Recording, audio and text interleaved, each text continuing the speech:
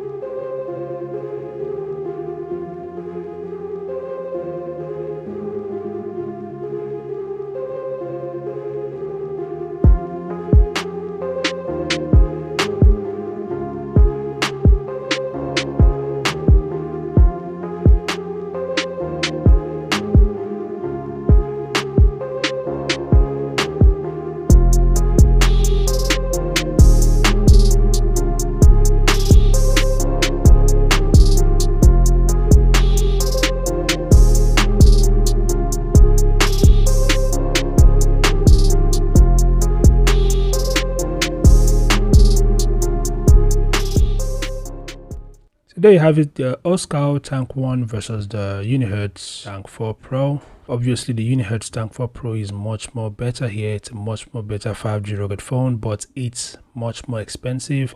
Although I don't know the official price of the Oscal Tank 1, but the device is expected to cost less than $400. So it's a lot cheaper than the Unihertz Tank 4 Pro.